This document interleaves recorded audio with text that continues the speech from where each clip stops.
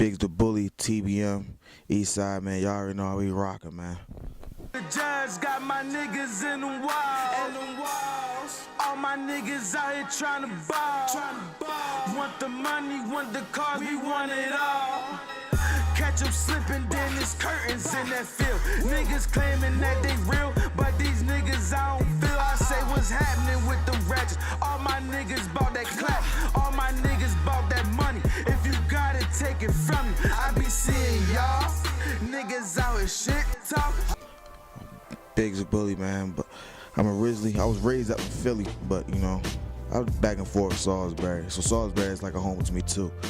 But yeah, it's just about it, man.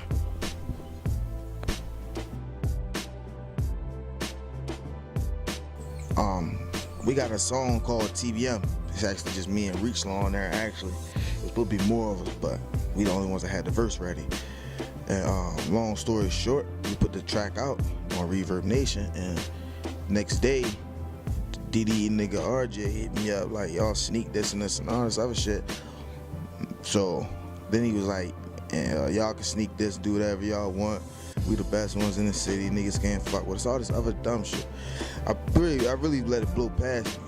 I just told the nigga like, I never even knew he rapped until he actually hit my inbox. I never knew he rapped. But yeah, and I just basically told him like, nigga, it ain't no beef, you know what I mean? We never even knew you rap. I mean, we ain't diss you. The nigga they did this actually was part of the team at one point. He just was on some hate and jealous shit. So niggas kicked him to the curb. Then they get the feeling themselves. You know, niggas be hitting on other niggas' bitches and shit, but they actually try to throw it in one of our faces and shit. So my man, one of my little thug homies, they claim that they screwed his baby mother and ran G's and all this on her. And that song Jungle, where the nigga AJ was like, we took your girl to Priscilla the street and fucked your bitch, you ain't even know it, whatever little dumb shit he said.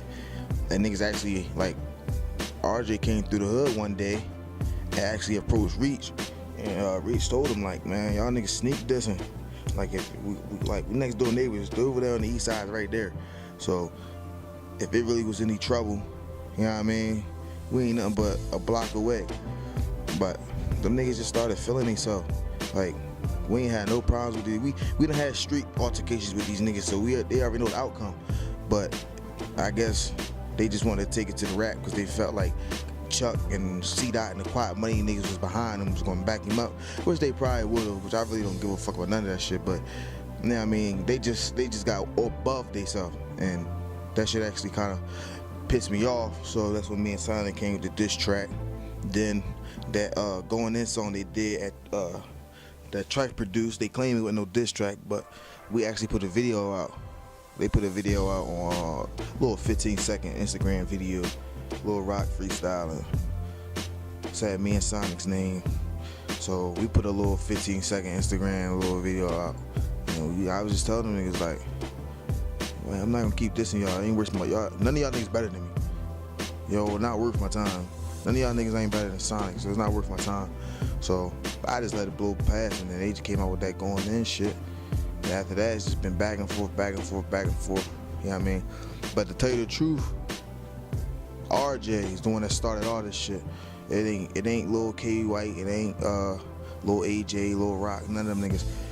RJ, I guess he felt he big or whatever the fuck they want to think he is, which he not, but he came at our next first. And I can understand where his niggas coming from, because if a nigga come at me, my team gonna go back after him too. So I can understand them DDE niggas. RJ jumped out there, so they gonna have his back 100%. That's what real niggas supposed to do. So yeah, I mean, but if it wasn't for RJ, we wouldn't even be talking about this shit. Like, if it wasn't for RJ, none of this TBM versus DDE, none of that shit would have popped up. If Lil Shorty, Lil Young Boy would have stayed in his lane, everything would have been cool. And to be honest with you, I don't think the shit gonna ever stop. It might die down, but honestly, TBM versus DDE, it's kind of quiet right now. But the way things starting to look, I'm starting to see a lot of shit. I don't think that shit gonna ever die. It could be the fans, it could be our fans versus their fans. They can say little slick shit. They blocked us on Facebook, but don't know we got same kind of friends. Like, this little shorties y'all fucking on, come back and tell us everything y'all say about us. Like, it ain't gonna never stop. So that's basically how the TBM DDE beef came along. Who knows if it's gonna stop? I don't think it is, but yeah, that's what it is. That's what it is, though. As far as the summertime, TBM as a whole, we're gonna bring the Almighty Thugs Part 2 mixtape. We're gonna bring that out. We actually gonna start working on that probably sometime this month, next month, but we're gonna bring that joint out probably late summer. Put a couple of videos behind that. Probably drop another little Thugs anthem, whatever, something that the people can rock to. That's what you can expect from TBM.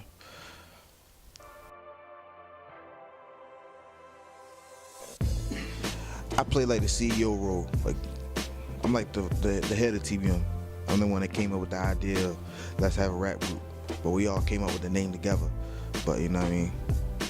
It's me, Reach, Sonic, SK, E West the Great, Waves, Ox, Boogie, and Lenny Bars is the only rappers that's TBM. You know what I mean? We actually got some real niggas. We got niggas in the street that actually support us. And, you know what I mean? They claim and rep TBM too. But as far as artists, those are the only artists in TBM.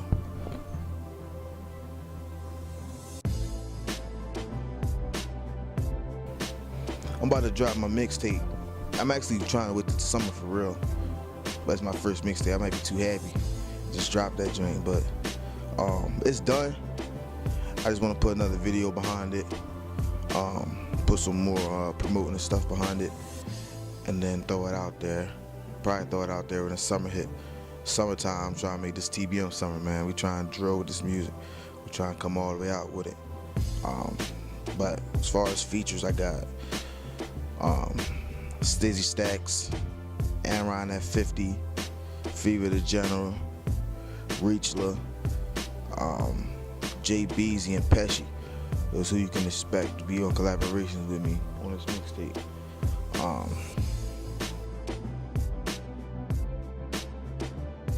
I'm gonna be. I know. To me, a lot of niggas gonna be 100 about this shit. Some gonna be all the way 100 about this shit. I actually love the Sauce Baby music, the Eastern Shore music scene as a whole. I actually love this shit. But the thing that gets me is, you see like Philly, New York, Atlanta. Them Texas niggas, them Cali niggas, them Chicago niggas, they got their own sound. You can listen to a nigga like Chief Keef or any of them Chicago niggas with that drill rap and know they from Chicago. You can listen to niggas that freestyle heavy with bars, you know they from Philly, New York. Niggas got them heavy, crazy ass beats, club shits, make the bitches wanna go crazy. You can tell they from down south. Them Texas niggas talk about lean, you feel me? I actually think it's a good scene, but what it makes Salisbury better, or the Eastern Shore, my bad, Eastern Shore as a whole better, is have their own sound. It's like, I notice I don't even listen to a lot of artists off of the fact everybody want to sound like somebody. I really don't listen to a lot of artists, to be honest with you. I listen to, the artists that I listen to, I actually like the way that they sound, they self. They don't sound like one of these niggas that's already done made it. You know what I mean? Like, niggas like C-Mac, Fever the General, Stizzy Stacks, Amron, A&D, Trife, 410 Trub, Shina, Pappy Nixon, them 18 niggas. Them niggas sound different from everybody else to me. They sound like, you know what I mean? They got their own sound. Everybody else is like, you know what I mean? Y'all sound like y'all want to be from Chicago, or y'all want to be one of them Atlanta rappers, you know what I mean? There's a lot of artists out there that's dope though. I mean, I named a few that I actually fuck with. But, you know what I mean, like CCS, you know what I mean? BK and the Virginia niggas, you know what I mean? Them actually niggas that I actually fuck with, besides the ones I already named. But, I mean, it can get better though. I actually think somebody will make it from here though. I'll tell you that. I actually think. It's like, to me, last year or 2 years ago when I first tried to do music, the scene wasn't that big. But now that I came home from doing my little year, shit, it's the music scene that blew up last year, the year before. Like, it's not just that everybody's a rapper. You know, it's like you turn around, everybody in Salisbury a rapper, but they just making the show look good, man. I'm not saying these the best three, but these are three that stand out to me the most. C-Mac, Feeve. And I